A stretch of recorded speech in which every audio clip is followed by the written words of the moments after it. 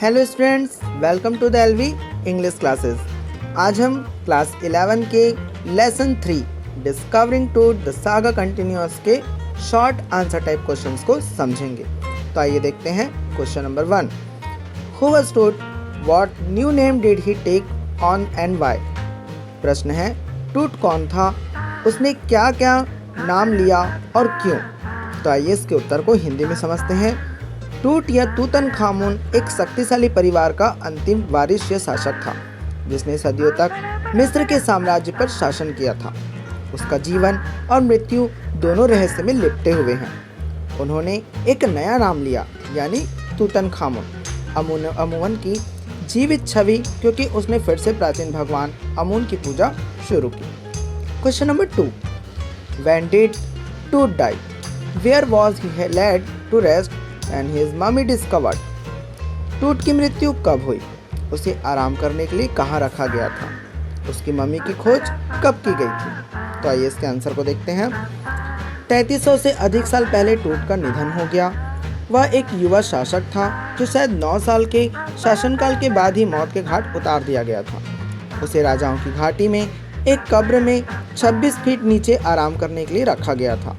उसकी मम्मी की खोज 1922 में हार्वर्ड कार्टर ने की थी। Question number 3। When was Tut's dead body subjected to CT scrutiny? Why? टूट के मृत शरीर को सीटी जांच के अधीन कब किया गया और क्यों। तो आंसर है, टूट का शव सुनहरे खजाने के साथ रेगिस्तान में 26 फीट नीचे दफनाया गया था। 1922 में मम्मी को खोजा गया और कठोर रेजिन से मुक्त किया गया।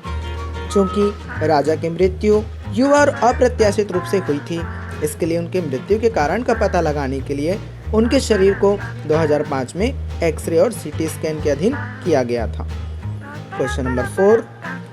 Who were called pharaohs? Where were they laid to rest?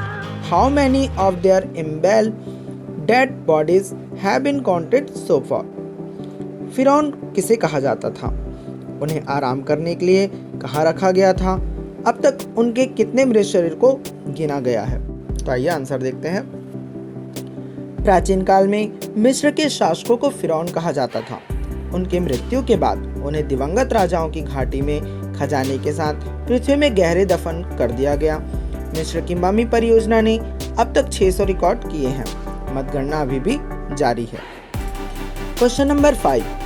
What has been the role of Howard Carter in the discovery of Tut? तो आंसर क्वेश्चन है, टूट की खोज में हावर्ड कार्टर की क्या भूमिका रही। तो आइए इसको हिंदी में समझते हैं।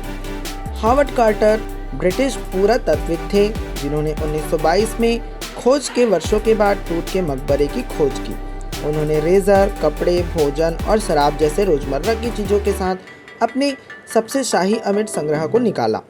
चूँकि टूट को एक ठोस सोने के ताबूत में दफनाया गया था, इसलिए उसने ठोस रेजिन से छेनी और हथौड़े द्वारा टूट के मम्मी भाग को मुक्त कर दिया, इसे फिर से इकट्ठा किया और फिर इसे एक लकड़ी के ताबूत में रखा और कब्र में दफन कर दिया गया। Question number 6। What things form a part of the funerary treasure recovered from Tut's tomb? कहने का अर्थ है, टूट की कब्र से बरामद किए गए अंतिम संस्कार के खजाने का क्या हिस्सा था। तो आइए आंसर को देखते हैं। टूट खजाने में हार और कंगन, अंगूठी, सैंडल, आंतरिक ताबूत और मुखौटा शामिल थे। ये सभी शुद्ध सोने के बने हुए थे। Question number 7।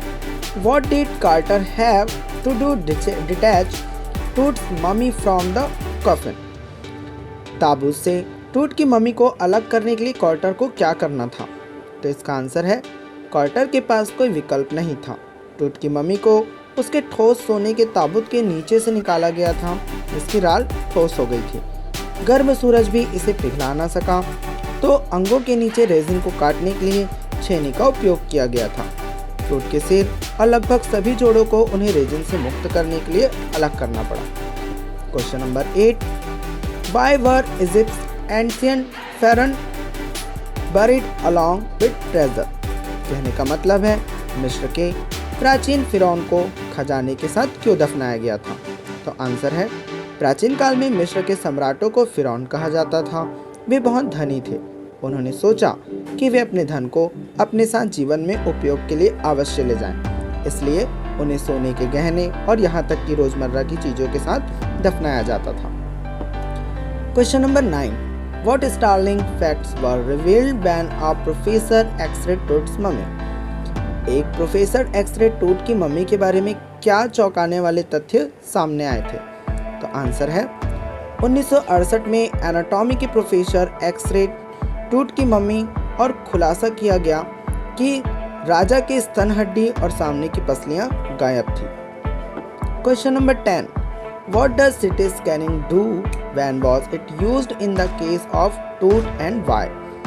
कहने का अर्थ है CT स्कैनिंग क्या करती है, टूट के मामले में इसका इस्तेमाल कब और क्यों किया गया? तो आंसर है एक CT मशीन क्रॉस सेक्शन में सैकड़ों एक्सरे लेती है, फिर 3 आयामी शरीर बनाने के लिए इन्हें एक साथ रखा जाता है। इस तरह की स्कैनिंग उसके मृत्यु के समय टूट की उम्र और उसकी मृत्यु का कारण जानने के लिए आवश्यक होती है। इस नैदानिक पद्धति का उपयोग 2005 में टूट पर किया गया था। Question number 11, King Tut's death was a big event even by royal standards. Why? Question number 11 का अर्थ है राजा टूट की मृत्यु शाही मानकों द्वारा भी एक बड़ी घटना थी। क्यों? टूट अपने परिवार का आखिरी शासक था। उनकी मृत्यु ने एक राजवंश के अंत को चिन्हित किया, तो यह एक शानदार घटना थी। लेकिन उनका निधन कैसे हुआ और उनकी मौत के बाद भी इतिहासकारों के लिए एक रहस्य है।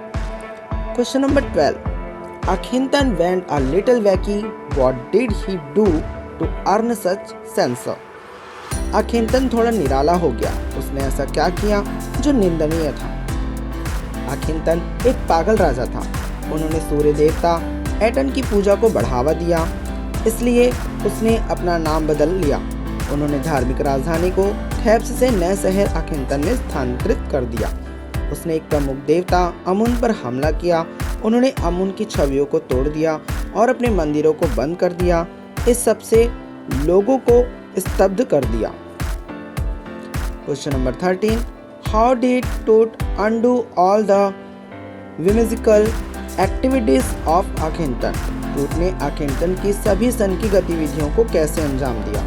तो आंसर है बालक राजा टूट ने अपना नाम जल्द ही तूतनखामुन में बदल लिया, क्योंकि उसने अमुन की पूजा करने की पुरानी परंपरा को बहाल किया।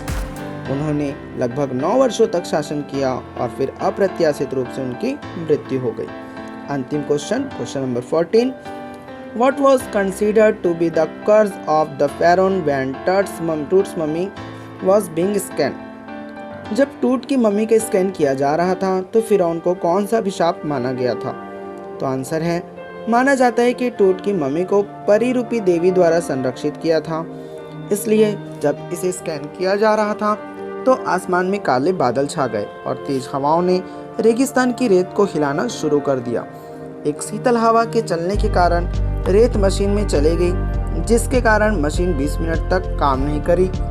एक गार्ड ने मजाक में कहा कि यह फिरौन का अभिशाप था। Thanks for watching.